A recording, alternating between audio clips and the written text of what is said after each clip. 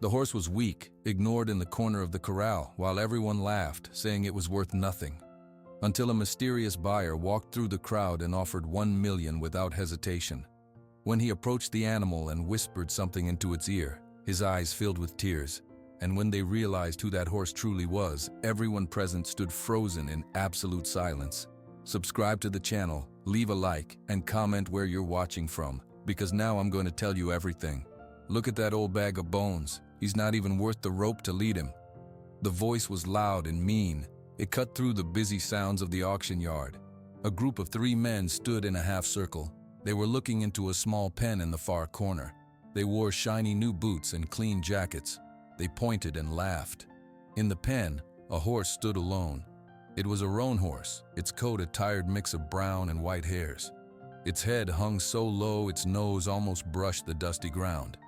Every rib showed under its thin skin. Its sides moved in and out with slow, tired breaths. It did not lift its head to look at the men. It just stood there. "I give him a week, maybe 2, said another man, chuckling. "The glue factory will give you $50 for him. That's about all he's good for." "$50, said the first man. "That's being generous. I wouldn't pay 20. The horse's ear twitched at the sounds, but that was all. It was as if it had heard all these words before. It was as if it believed them. The auction yard at Sun Valley Ranch was full of life that Saturday morning. Trucks and trailers were parked everywhere. People walked around, looking at horses. There were big, strong horses for work. There were pretty fast horses for riding. The air smelled of hay, dust, and animals. Voices called out. Gates clanged shut. But in this one corner, things were quiet and sad. The auctioneer, a man named Bob, walked over with a clipboard. He looked at the roan horse and sighed. He did not like selling animals in this condition, but it was his job. He wrote a number on a piece of paper and stuck it on the pen. "What's the starting bid on this one, Bob?" asked one of the laughing men. "Starting bid is $100, Bob said, his voice flat. He did not look at the men. $100? For that?" The man shook his head and laughed again. "You should pay someone to take him away." Bob ignored him. He looked at the horse with pity. He knew what would likely happen. Someone would buy the horse for very little money.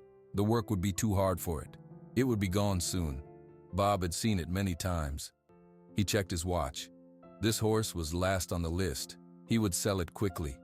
He turned to walk away and get a drink of water. As he turned, he saw a man walking through the crowd. The man moved slowly, but straight toward the corner pen. He wore an old white cowboy hat. His beard was gray. His blue plaid shirt was faded from many washes. His jeans were worn thin at the knees. His boots were covered in dry mud and dust. This was not a man who came to look. This was a man who came to work. The man did not look at the group of men. He did not look at Bob. He walked right up to the metal rails of the pen. He stopped there. He looked at the horse. The laughing men grew quiet for a moment. They watched this new man. He was just staring at the sad horse. "You thinking of bidding, old-timer?" One of them called out, a sneer in his voice. "Save your money, it's a waste." The man in the white hat did not answer. He did not seem to hear. His eyes were fixed on the horse. His eyes were a pale blue, and they were soft. They were not laughing eyes. They were seeing eyes. He looked at the way the horse's hip bone stuck out sharply. He looked at the old scars on its legs. He looked at the tangled mane. He looked at the deep brown eye that he could barely see under the lowered head.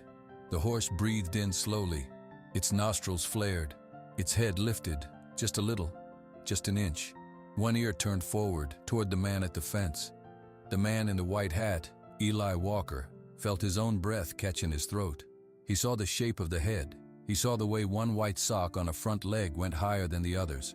He saw a small, star-shaped nick on the left ear, a mark from long ago.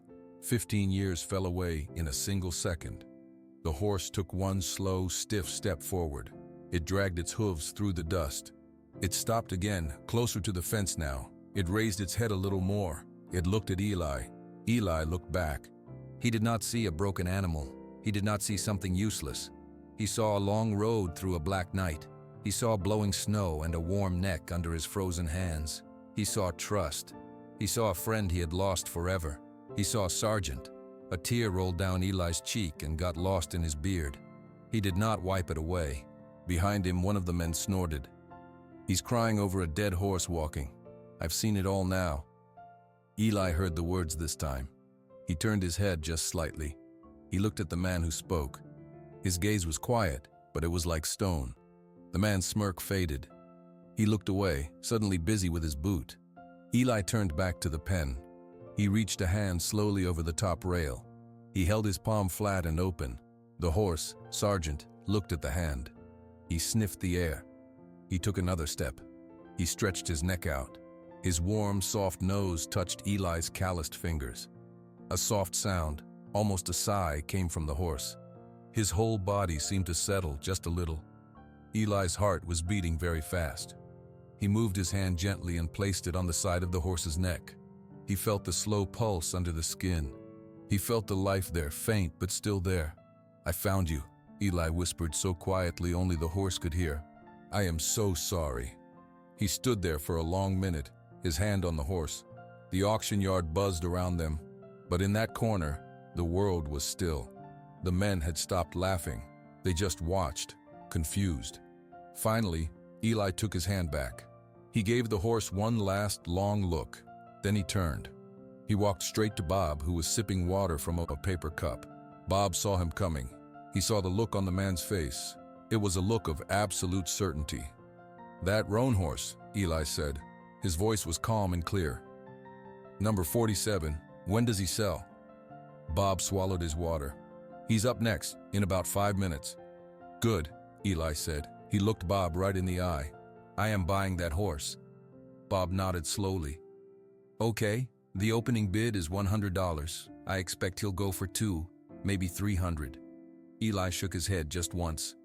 "No, you do not understand. I am buying that horse, right now." He reached into the chest pocket of his shirt. He pulled out a small, worn checkbook and a pen. He rested the checkbook on the fence post. He wrote carefully. He tore off the check and held it out to Bob. Bob took it. He looked down at the numbers written in clear, steady handwriting. His eyes went wide. His mouth fell open. The paper cup fell from his other hand and spilled water on the dirt. The check was for $1 million. Bob's hands began to shake. The paper of the check fluttered in his grip. He stared at the number. He stared at the name written on it. Eli Walker. "Mr. Walker," Bob stammered. This is for $1 million. Eli nodded. His face was calm. "Yes." A noise escaped Bob's throat. It was not quite a word. He looked from the check to Eli, then over to the thin horse in the pen, then back to the check. His mind could not make the pieces fit. "You are paying $1 million for that horse." "I am," Eli said. He put his pen back in his pocket. "Is there a problem?" The 3 men in the clean jackets had moved closer. They had seen Bob's shock.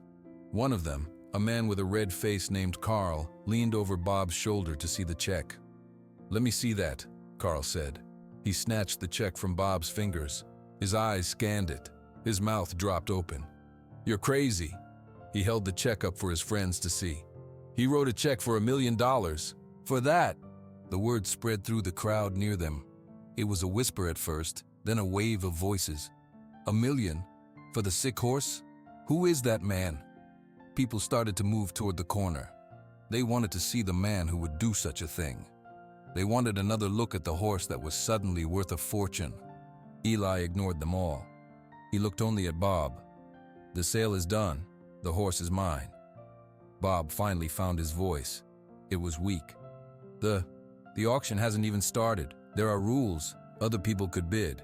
"No," Eli said. His tone was quiet but left no room for argument. "They will not bid.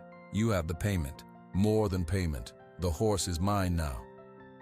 Carl waved the check in the air. "This is nonsense. You can't just do that. This is an auction." He turned to the crowd, his voice booming.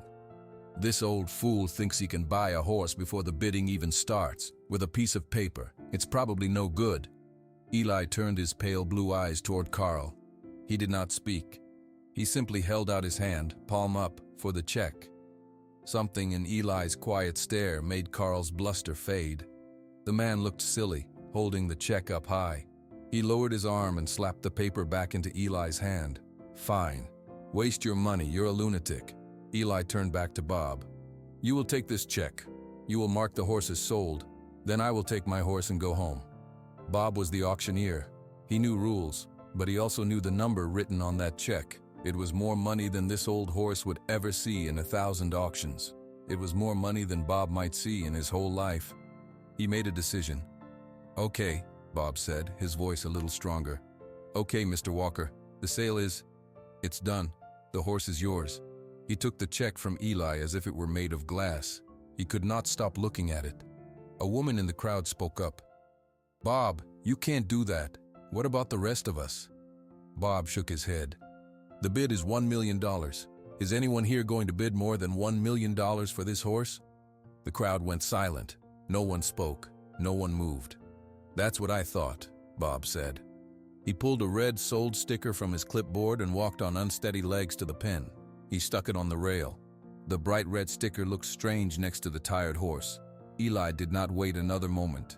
He walked past Bob, unlatched the gate to the pen, and stepped inside. The dirt was soft under his boots. He approached the horse slowly.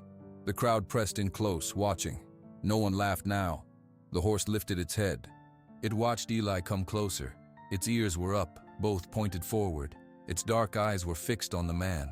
Eli stopped an arm's length away. He spoke in a soft murmur just for the horse. "It's me. It's Eli." He reached out. He did not touch the horse's neck right away. He let his hand hang in the air. The horse sniffed his fingers. Then, it pushed its big head forward and nudged Eli's chest. A deep, rumbling sigh came from its body. Eli's eyes filled with tears again.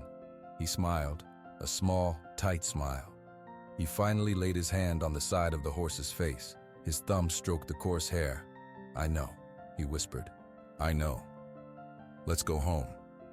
He took a soft cotton lead rope from his back pocket. He looped it gently around the horse's neck. He did not pull. He just turned and started walking toward the open gate. The horse took one step, then another. It followed him, its hooves dragging less than before. It followed him out of the pen. The crowd parted to make a path. People stared. They took pictures with their phones. They whispered. Eli paid no attention. He and the horse walked slowly through the maze of trailers and trucks. They were almost to the old brown pickup truck parked under a tree when a voice called out from behind them. "Wait!" It was an old man. His name was Walter. He had been sitting on a bench near the office. He stood up now. He walked quickly toward Eli, his own steps a little stiff. He looked at the horse. He looked at Eli's face. "Son," Walter said, his voice rough. "That name you called him, before. Did you call him Sergeant?" Eli stopped. He looked at the old rancher. He gave a single slow nod. Walter's face changed. His eyes grew wide with a sudden painful memory. He took a step back. He looked at the horse with new eyes, seeing past the ribs and the dull coat. "Oh my good Lord," Walter breathed out. He turned to the crowd that had followed them. He raised his voice. It was strong now, clear as a bell. "Everyone, stop. Stop and listen to me." Walter's voice cut through the murmur of the crowd. People turned to look at him. The old rancher stood straight, his eyes fixed on the thin horse. "You all need to hear this," Walter said, pointing a bony finger at the horse. "You need to know what you were laughing at." Carl, the man in the clean jacket, crossed his arms. "What are you talking about, old man?" Walter ignored him. He spoke to everyone. "That name, Sergeant. It's not just a name, it's a title. It's a story." He looked at Eli. "You were the soldier, weren't you? The one from the Colorado unit. The blizzard on Granite Peak." Eli's hand stayed on the horse's neck. He gave another slow, single nod. He did not speak. "Will someone tell us what's going on?" a woman in the crowd asked. Walter took a deep breath. His eyes got a faraway look. 15 years ago, there was a bad winter storm. A unit of Army soldiers was training in the mountains near Granite Peak. A blizzard hit them. It came out of nowhere. Their trucks were stuck. The snow was deeper than a man is tall. The wind was so cold it could freeze your skin in minutes. The crowd grew quiet. The only sound was the distant nicker of another horse. "They were trapped," Walter continued. "Their radio did not work. They were running out of heat. They were running out of hope." He pointed at the horse again. Their commander had one choice. He sent out a horse and rider to go for help, to get down the mountain and call someone. That horse was the best they had. His name was Sergeant. The soldier on his back was a young man. a quiet man who knew that horse better than anyone. All eyes moved to Eli. He stood very still, listening. His face was like stone, but his eyes were on Sargent. The soldier and the horse went out into the white dark, Walter said. His voice dropped and everyone leaned in to hear. The snow was blowing so hard you could not see your own hand. The wind howled like a wild animal. The trail was gone. Everything was white. He looked around at the faces of the people. They were listening now. No one was smiling. "That horse," Walter said, his voice thick. "Sargent." He put his head down and he walked.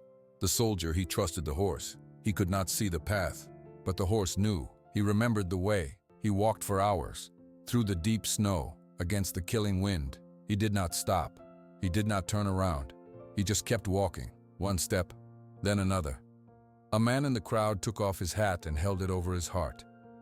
"They made it down," Walter said. The horse found the way to the ranger station. The soldier was half frozen, but he could call for help. The army sent helicopters. They got every single one of those trapped men out, because of that horse, because of Sargent. Walter looked at the people who had laughed. His eyes were sharp. He was a hero. They gave him a medal. The army called him a brave and loyal animal. They had a whole ceremony. He paused. The silence in the auction yard was complete. "Then," Walter said, his voice turning sad, "the army sold its horses. They sold them all. Sargent disappeared. People asked about him. We wondered. After a few years, most folks thought he was dead. We thought the hero was gone."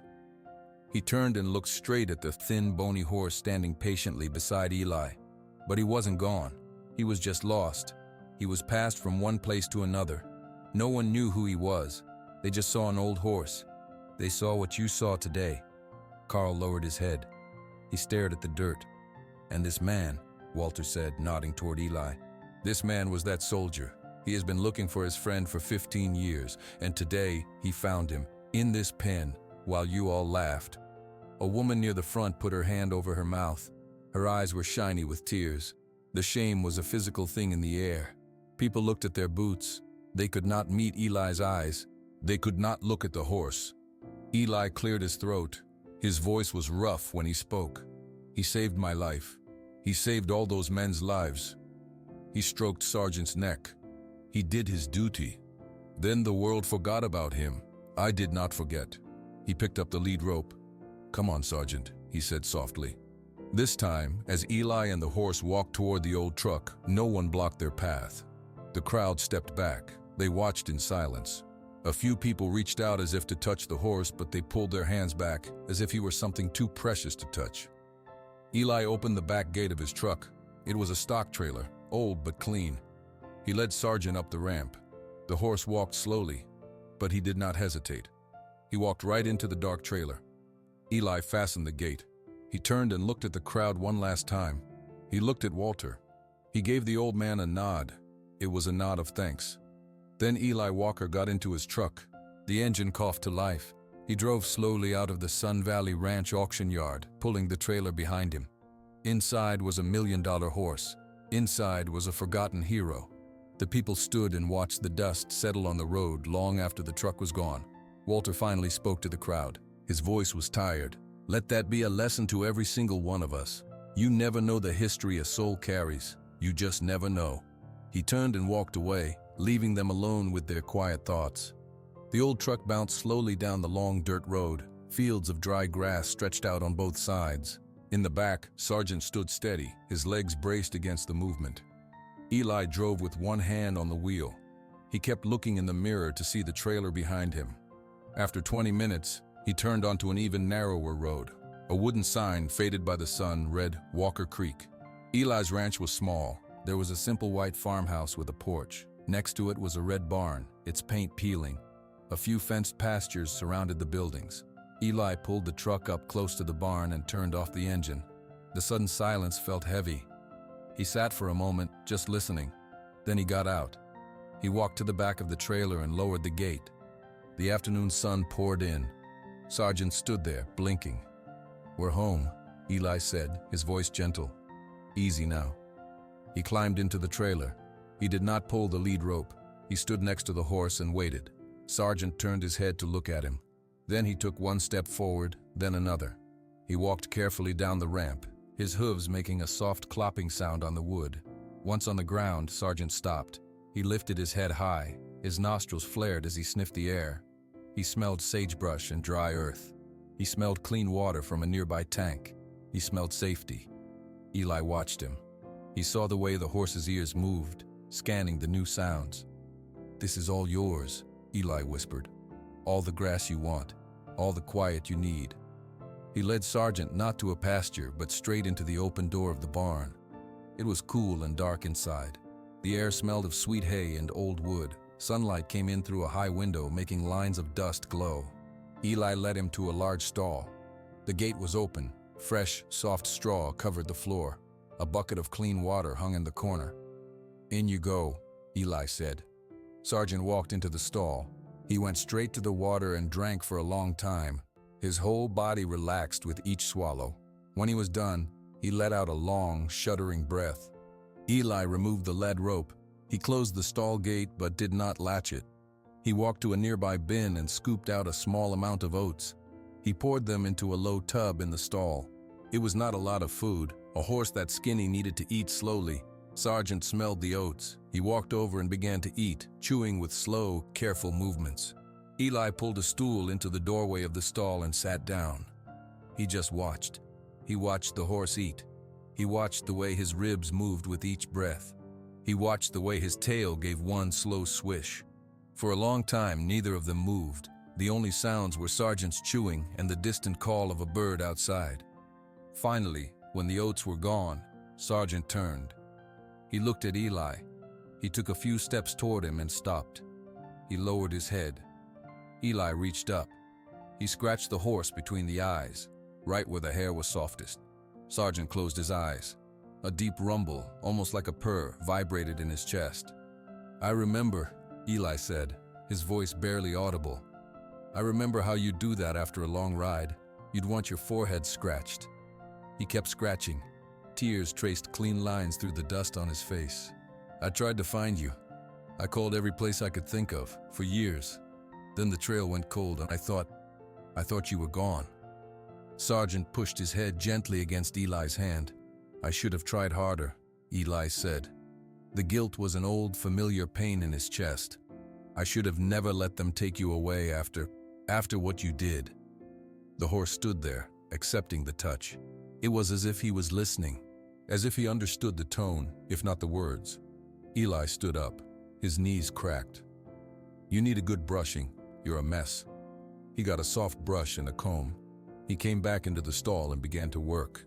He started on Sargent's neck, brushing in long, gentle strokes. Clumps of dirt and old hair came away. Eli worked slowly. He did not rush. He brushed the bony back, the skinny sides. He was careful around the old scars. Sargent stood perfectly still. His head drooped lower and lower. His bottom lip went slack. He was falling asleep on his feet. Eli kept talking as he worked. He did not talk about the storm or the army. He talked about the ranch. "That field out back gets the morning sun.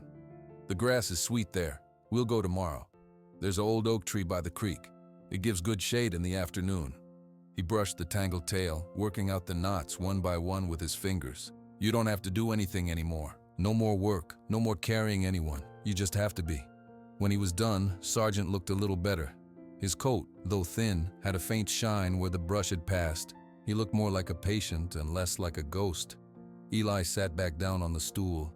The sun through the window was turning orange. Evening was coming. "The vet is coming tomorrow," Eli said. A shadow passed over his face. "Dr. Evans, she's a good person. She'll tell us what you need to get strong." Sargent took a step closer. He rested his chin on top of Eli's head. The weight was solid and warm. It was the same way he used to stand with him years ago, in a different stable, in a different life. Eli reached up and held the horse's face with both hands. He sat there in the quiet barn, under the weight of his friend, as the day faded around them. The long search was over. The hard part, he knew, was just beginning. Dr. Evans's truck pulled up to the barn just after 9 o'clock the next morning. Eli was already outside, waiting. He had cleaned up a little. His shirt was fresh, but his eyes were tired. He had spent the night in the barn, sleeping on a cot near Sargent's stall.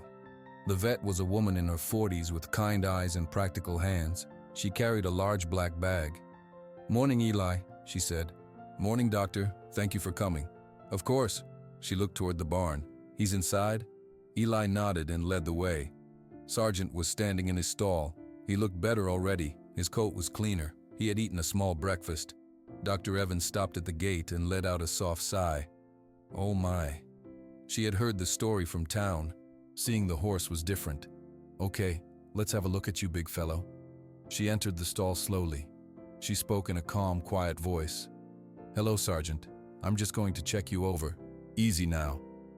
Sergeant watched her but didn't move away. Eli stood by his head, a steady hand on his neck.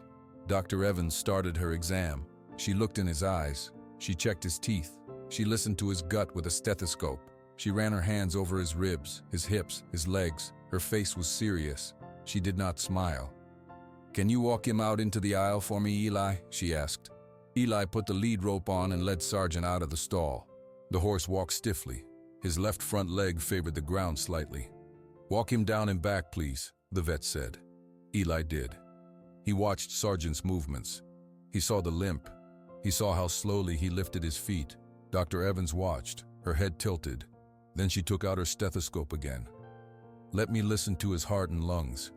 She placed the stethoscope on Sargent's chest. She listened for a long time. She moved it to several different spots. Her expression grew more concerned. She listened to his lungs. Then she stepped back.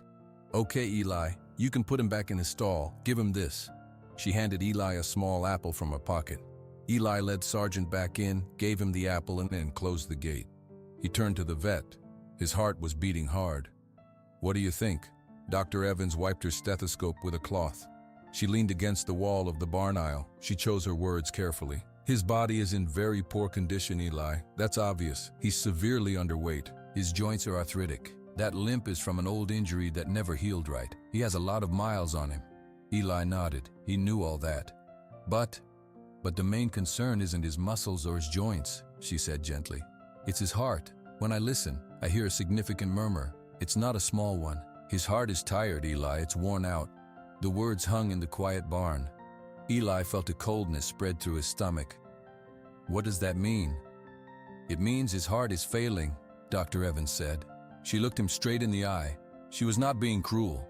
She was being honest. "It's pumping blood, but not well. It's struggling. With a heart that weak, his body can't really recover. He won't be able to gain much weight. He won't have much energy." Eli looked at the ground. He swallowed hard. "How long?" "I can't say for sure," she said.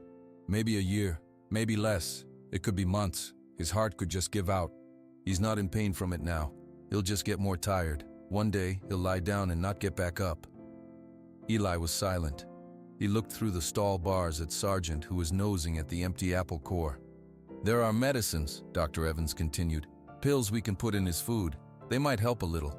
They might make him more comfortable. They won't fix it. They won't give him more time. Not much anyway." "What should I do?" Eli's voice was rough. "Make him comfortable," she said. "Let him eat small meals many times a day. Good hay, a little grain, no stress, no hard work. Let him be a horse. Let him stand in the sun. Let him sleep in soft straw." She paused. "Love him. That's what you should do." Eli nodded slowly. He understood. Dr. Evans took some bottles of pills from her bag. She explained the doses. She wrote them down on a piece of paper. "Call me if you see any changes, if he struggles to breathe, if he can't stand. You know what to look for." "I do," Eli said. He took the pills and the paper. The vet packed her bag. She looked at Eli with sympathy. "The story is all over town, you know. What you did, what he did. It's a good thing, Eli, giving him peace." "It's the only thing," Eli replied. After Dr. Evans left, Eli went into the stall. He sat down in the straw next to Sargent. The horse lowered his head and sniffed Eli's hair. "You hear that?" Eli said, his voice cracking. "You've got a tired heart." He put his hand on the horse's chest, feeling the steady, too-quick beat. "Me too, buddy. Me too." He sat there for a long time, just feeling the heartbeat under his palm. The diagnosis was a heavy weight, but it was not a surprise. He had brought Sargent home to give him an ending, not a miracle. Now, he knew what that ending looked like. Every day from now on would be a gift. He would not waste a single one. The days settled into a quiet rhythm. Eli followed Dr. Evans's instructions. He fed Sergeant small meals 5 times a day. He mixed the heart pills into a mash of grain and molasses, which the horse ate willingly. Every morning, Eli would lead Sergeant out to the sunny pasture by the creek. The horse would stand under the old oak tree dozing while Eli fixed fences nearby. One such afternoon, Eli was mending a post when he heard a car engine. It was a smooth, expensive sound, not like the trucks from town. A long black vehicle was coming up his dirt driveway, kicking up a plume of dust. Eli stood up straight. He wiped his hands on his jeans. Visitors were rare. He walked toward the house as the car came to a stop near his porch. 2 men got out. The first was tall and dressed in a suit that looked out of place on the ranch. He had silver hair and a sharp, clean-shaven face. The second man was younger, also in a suit, and carried a briefcase. This was Damian Chase and his lawyer, Mr. Clay. Damian Chase looked around the property. His eyes took in the simple house, the old barn, the faded fences. A slight smile touched his lips. It was not a friendly smile. "Mr. Walker?" Damian said, his voice smooth. "Yes," Eli said. He did not offer his hand. "I'm Damian Chase. This is my associate, Mr. Clay. We've come a long way to see you, from California." "I know who you are," Eli said. He had heard the name in town, the rich man asking questions about the $1 million horse. "Good," Damian said. "Then you know I'm a collector. I own a museum of modern history in Los Angeles. I understand you have a very special animal here, the horse from the Army story." "Sergeant." Eli said nothing. He just waited. "I want to buy him," Damian said, as if it were the simplest thing in the world. "No," Eli said. Damian's smile didn't falter. "You haven't heard my offer." "Don't need to," Eli said. He turned slightly as if to go back to his work. $2 million, Damian said. The number hung in the air. Mr. Clay opened his briefcase and took out a folder. Eli turned back. He looked at Damian, then at the lawyer. "I said no." "Mr. Walker," Mr. Clay spoke now. His voice was dry and precise. $2 million is a life-changing sum. You could buy a much larger ranch. You could live very comfortably. The horse, as we understand, is quite old and ill. His time is limited. This is a logical transaction." "He's not a transaction," Eli said, his voice low. "Everything is a transaction," Damian said, losing his patience. The smile was gone. "Look at this place. You're living in the past. That horse is a piece of living history. He belongs in a climate-controlled exhibit with a placard telling his story. People should see him, not just rot away in a field in Wyoming." Eli took a step forward. His weathered face was hard. "He's not rotting. He's living. He's home." "For how long?" Damian snapped. "The vet says his heart is failing. What will you have in a year? A dead horse and no money. I'm offering you a fortune for a dying animal. Be smart." Eli's hands clenched at his sides. "You need to leave my property." Mr. Clay stepped forward, holding out the folder. "Mr. Walker, we have a prepared contract. The offer is more than fair. We can have funds transferred today. Consider your future." "My future is here," Eli said, "with him. Now leave." Damian Chase's eyes turned cold. "You're a sentimental old fool. You think this is about love? It's about business. And I don't lose in business." He nodded to his lawyer. Mr. Clay placed the folder on the hood of Eli's truck. "We are leaving the contract. The offer stands for 48 hours. After that," he said, his tone turning legal and stiff, "we will have to question the validity of the original auction sale. There were procedural irregularities. No proper bidding was allowed. We believe the sale of the horse to you may be void." Eli stared at him. "What are you saying?" "I'm saying," Mr. Clay said, "that if you do not accept our generous offer, we will initiate legal proceedings to have the sale overturned. The horse could be repossessed. You would likely lose him anyway, and you would not receive the $2 million. You would receive nothing but legal bills." The threat was clear and quiet in the afternoon sun. Damian Chase got back into the black car. He looked out the window at Eli. "Think about it, Walker. $2 million, or a long, ugly court fight you can't win, and you'll still end up with nothing." Mr. Clay got in the driver's seat. The car turned around and drove back down the driveway, leaving the dust to settle. Eli stood alone. He looked at the white folder on his truck. He did not touch it. He turned and walked, not toward the house, but toward the pasture by the creek. Sargent was under the oak tree. He saw Eli coming and lifted his head. He took a few slow steps toward the fence. Eli reached over the fence and put his hand on the horse's neck. He felt the steady, familiar beat under his palm.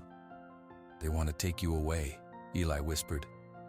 "They think you're a thing to be bought." Sargent nudged Eli's shoulder, asking for a scratch. Eli scratched his forehead, his own heart pounding with a fear he hadn't felt since that night on the mountain. This was a different kind of storm.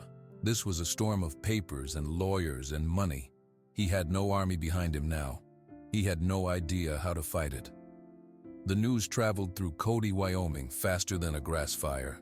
It moved from the feed store to the diner, from the diner to the post office.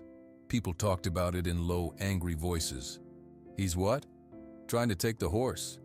That rich fellow from California, using lawyers. After everything Eli and that horse went through?" At the Main Street diner, Walter sat at the counter with his coffee. He heard the talk all around him. His old hands tightened around the mug. He remembered the auction. He remembered the shame he had felt for everyone there. He stood up, his chair scraping loudly on the floor. The diner went quiet. "All right," Walter said, his voice rough but strong. "We all heard what happened. We all saw what we did at that auction. We laughed. We called that hero a bag of bones." He looked around at the faces of his neighbors. Now a man who wants a trophy is trying to take him from the only person who ever cared about him. Eli Walker is going to fight, but he can't fight alone, not against men with suits and big city lawyers. A woman named Mary, who worked at the bank, spoke up. "What can we do, Walter? We're just regular people." "We can be a lot of regular people," Walters said. "We can help him pay for a lawyer, a good one. We can stand up and say what we saw. We can tell that judge the truth about Sargent." He reached into his pocket and took out his worn leather wallet. He pulled out all the bills inside. He laid them on the counter. "There's $270. It's a start, for the Sargent Fund." For a moment, no one moved. Then Carl, the man in the clean jacket from the auction, stood up from his booth. His face was red, but not from anger this time, from shame. He walked to the counter. He took out his own wallet. "I was the worst one," Carl said, not meeting anyone's eyes. "I said those awful things." He put a stack of bills next to Walter's money.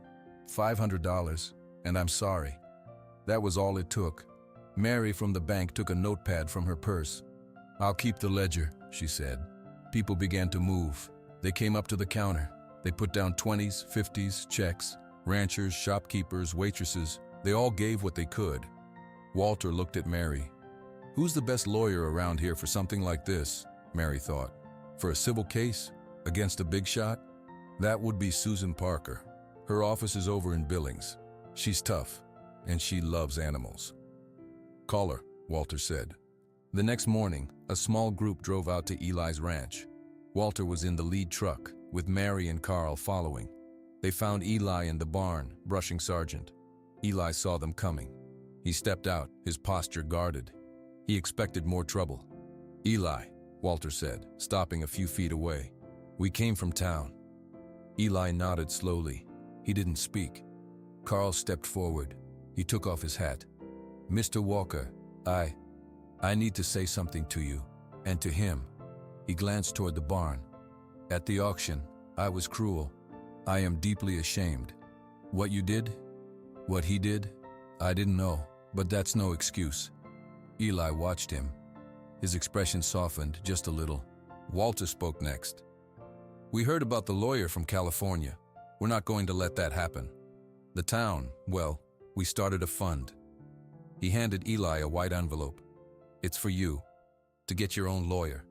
A good one. Her name is Susan Parker. Eli took the envelope. It was thick. He opened it and saw the cash and the checks. He saw the names he knew from town. He looked up, his eyes bright with confusion. I don't understand. We're trying to make it right, Mary said softly. We should have seen a hero. We saw a joke. We want to help you keep him. Carl cleared his throat. I have a big stock trailer. If you need to move him somewhere safe to hide him while this goes on, I'll do it. No charge. Eli looked at the money in his hands. He looked at their faces. For 15 years, he had been alone. He had pushed the world away. Now, the world was standing on his dusty driveway, offering to help. "Thank you," Eli said, the words feeling strange in his mouth. "But I won't hide him. He's done hiding. We'll stand right here." Walter smiled a little. "Then we'll stand with you. Mary set up an appointment for you with Susan Parker tomorrow at 10 in the morning. We'll take care of Sargent while you're gone." Eli looked back at the barn. He could see Sargent's dark eye watching from the stall. He turned back to the group.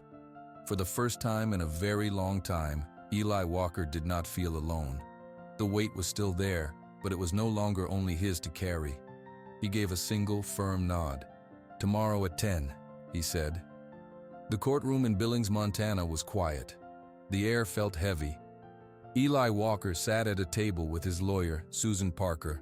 She was a woman in her 50s with sharp eyes and calm hands. Across the aisle sat Damian Chase and Mr. Clay. Damian looked confident, almost bored. Judge Alma Hernandez entered. She was a small woman with gray hair pulled into a tight bun. Her face was lined and serious. She did not smile.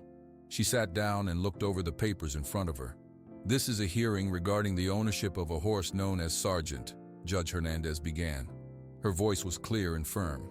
"Mr. Chase claims the auction sale was invalid. He seeks to have the horse transferred to his care. Mr. Walker opposes this. We will hear arguments. Mr. Clay, you may begin." Mr. Clay stood up. He adjusted his tie. "Thank you, Your Honor. The facts are simple. At the Sun Valley Ranch auction, my client was prepared to bid on the horse in question. However, Mr. Walker disrupted the process. He presented a check for an exorbitant sum before bidding began. This violated the auction's stated rules. The auctioneer, Bob Henderson, accepted the check under duress, effectively shutting out other potential buyers, including my client. Therefore, the sale is void. The horse should be returned to the auction house and sold properly, allowing my client a fair chance to purchase." The judge made a note. "Mr. Walker's counsel?" Susan Parker stood. "Your Honor, the horse was purchased. The payment was received and cashed. The auctioneer has testified that he accepted the offer freely. He stated no other bids were forthcoming after the offer was made. The sale was completed. Beyond that, this is not about auction rules. This is about a 15-year bond between a man and the animal that saved his life. Mr. Walker is the only person who can provide the care this elderly, ill horse needs. Mr. Chase wants the horse as a museum exhibit. This court must consider what is best for the animal." Judge Hernandez looked at Mr. Clay. "Your client wishes to place a sick, aged horse in a museum? For public education and historical preservation, Your Honor," Mr. Clay said. "He would have the finest care." "He has the finest care now," Susan Parker said, "with the man he trusts." The judge nodded slowly. "I have read the statements. I would like to hear from Mr. Walter Jameson. He is present as a witness for Mr. Walker." Walter stood up from the benches. He walked to the witness stand. He was sworn in. "Mr. Jameson," the judge said, "you were at the auction?" "Yes, ma'am," Walter said. "Tell me what you saw." Walter took a deep breath. He told the story again. He told it plainly. The thin horse in the pen, the men laughing, Eli Walker walking through the crowd, the check, the name Sargent. Then he told the story from 15 years ago, the blizzard on Granite Peak, the horse walking through the storm to save the soldiers. He told it all without fancy words. It was just facts, but the facts were powerful. When he finished, the courtroom was silent. Judge Hernandez turned to Damian Chase. "Mr. Chase, is your desire for this horse based on this history, on his service?" Damian stood. "It is. He's a living artifact. He belongs to the public memory, not to one man's backyard." The judge then looked at Eli. "Mr. Walker, why is this horse so important to you?" Eli stood up. He was not used to speaking in front of people. His voice was low, but everyone leaned forward to hear. "He saved my life," Eli said. "He saved the lives of my friends. Then he was lost. For 15 years I looked for him. I found him when everyone else had given up on him. He is not an artifact. He is my friend. I brought him home to let him rest, to let him be at peace. That is all I want for him. That is what he earned." Eli sat back down. He looked at his hands on the table. Judge Hernandez was quiet for a full minute. She looked at her notes. She looked at Damian Chase. She looked at Eli Walker. "This is not a difficult decision," she said finally. "This court's primary concern is the welfare of the animal in question. The testimony is clear. The horse is in fragile health. He has a terminal heart condition. He needs a stable, quiet, and loving environment. She looked at Mr. Clay.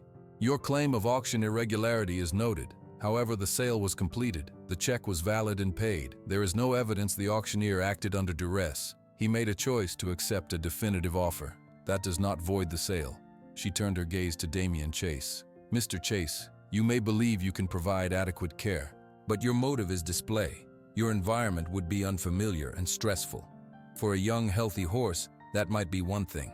For this horse, in this condition, it would be detrimental. She took a final breath. The bond between this man and this animal is unique. It is based on shared trauma, shared survival, and a debt that Mr. Walker is trying to repay. That is not something this court will disrupt. The motion to overturn the sale is denied. Sargent remains the lawful property of Eli Walker. Case dismissed. The gavel came down with a sharp crack. Damian Chase's face turned dark red. He said something low and angry to Mr. Clay, then stood and strode out of the courtroom. Eli felt the air leave his lungs in a rush. Susan Parker put a hand on his shoulder. You did it, she said. Walter came over, a wide smile on his old face. Told you she was a good judge. Eli could only nod. He felt dizzy with relief. He walked out of the courtroom into the afternoon sun. The town of Cody had kept its promise. The law had kept its promise. Now, he could keep his. He could take his friend home for good. The first green of spring came to Walker Creek. The cottonwood trees by the water sprouted tender leaves. The dry grass in the pasture turned a soft, new green. Eli led Sargent out every morning. The horse moved a little easier now. His steps were slow but deliberate. He would go straight to his spot under the old oak tree. He would stand there, swishing his tail at the flies, watching Eli work. The pills and the good food did not make Sargent young again. His ribs still showed. His legs were still stiff, but his eyes were different. The deep brown was clear and calm. The empty look was gone. One afternoon, Walter drove up in his truck. He got out carrying 2 cold bottles of soda. He walked over to the pasture fence where Eli was fixing a hinge. Thought you might need a break, Walter said, handing Eli a bottle. Thank you, Eli said. They leaned against the fence, watching Sargent. He looks good, Walter said. Spirit's back. It is, Eli agreed. The vet came last week, said his heart is the same, not better, but he's comfortable. That's what matters. Walter took a long drink. People ask about him, you know, in town. They care. I know, Eli said. Mary from the bank brought by a bag of carrots last Sunday, left them on the porch. She's a good soul, Walter said. He was quiet for a moment. That fellow from California, he won't be back. I heard his lawyer dropped him, said the case was a loser. Eli nodded. He felt no victory in it, only relief. A few days later, another truck came up the drive. It was Carl. He got out looking nervous. He had a bag of apples in his hand. Mr. Walker, Carl said, holding out the bag. For him. You can give them to him yourself, Eli said. He led Carl to the pasture gate. Sargent was under the tree. Eli whistled softly. Sargent lifted his head. He saw Eli and began to walk toward the fence, his slow, steady walk. Carl's eyes got wide. He comes when you call? Most times, Eli said. Sargent reached the fence. He nudged Eli's pocket, knowing a sugar cube was often there. Eli gave him one. Then he nodded to Carl. Go on. Carl reached out a hand, an apple resting on his palm. His hand shook a little. Sargent sniffed the apple. Then he took it gently, his lips brushing Carl's skin. Carl let out a breath he seemed to be holding. He slowly raised his other hand and touched Sargent's neck. I'm sorry, Carl whispered to the horse. I really am. Sargent crunched the apple. He stood there, accepting the touch.